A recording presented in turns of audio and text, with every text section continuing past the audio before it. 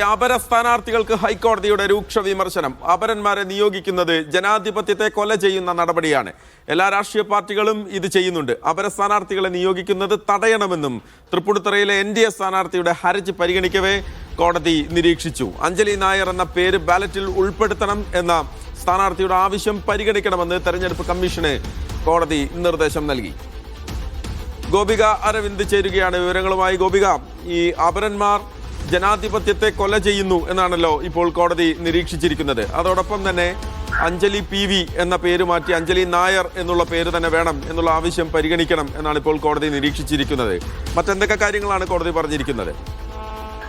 അതെ മഹേഷ്, ഈ തൃപ്പൂണിത്തുറ NDA സ്ഥാനാർത്ഥിയായ അഞ്ജലി ആയിരുന്നു ഇത്തരത്തിൽ കഴിഞ്ഞ ദിവസം ഹൈക്കോടതിയെ സമീപിച്ചിരുന്നത്. തന്റെ പേര് ഔദ്യോഗിക നാമമായ അഞ്ജലി PV എന്നത് മാറ്റി അഞ്ജലി നായർ എന്ന ജനപ്രിയ പേരിൽ മത്സരിക്കാനുള്ള അനുമതി തേടണം എന്നതായിരുന്നു. ഇത് ബാലറ്റ് EVM-ൽ ഉൾപ്പെടെ ഇത്തരത്തിലൊരു മാറ്റം വേണമെന്നായിരുന്നു അഞ്ജലിയുടെ ഹർജിയിലെ ആവശ്യം. ഈ ഹർജി പരിഗണിക്കവെയാണ് രൂക്ഷമായ വിമർശനം.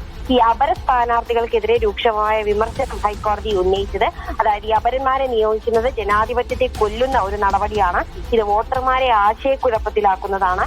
അതുകൂടാതെ തന്നെ ഈ അപരന്മാരെ നിയോഗിക്കുന്നത് തിരഞ്ഞെടുപ്പിനെ തന്നെ ഇല്ലാതാക്കും എന്നൊരു നിരീക്ഷണം കൂടി ഹൈക്കോടതിയുടെ ഭാഗത്തുനിന്നും ഉണ്ടായിട്ടുള്ളത്. ഈ ഒരു സ്ഥാനാർത്ഥിക്ക് വോട്ട് നഷ്ടപ്പെടുത്തരുത്, ഈ അപരന്മാരെ നിർത്തുന്നത് കാരണം ശരിക്കും ലഭിക്കേണ്ട വോട്ട് ഒരു സ്ഥാനാർത്ഥിക്ക് നഷ്ടപ്പെടരുത് എന്നും ഹൈക്കോടതി സിംഗിൾ ബെഞ്ച് വ്യക്തമാക്കിയിട്ടുണ്ട്. ജസ്റ്റിസ് PV കുഞ്ഞികൃഷ്ണനാണ് ഇതുമായി ബന്ധപ്പെട്ട ഹർജി പരിഗണിച്ചത്. എന്തായാലും അഞ്ജലിയുടെ ആവശ്യം ഹൈക്കോടതി പരിഗണിച്ചിട്ടുണ്ട്. അഞ്ജലി നായർ എന്ന പേരിൽ ബാലറ്റിൽ ഉൾപ്പെടുത്തണം എന്ന ആവശ്യം പരിഗണിക്കണമെന്ന് തിരഞ്ഞെടുപ്പ് കമ്മീഷന് കോടതി നിർദ്ദേശം നൽകിയിട്ടുമുണ്ട്.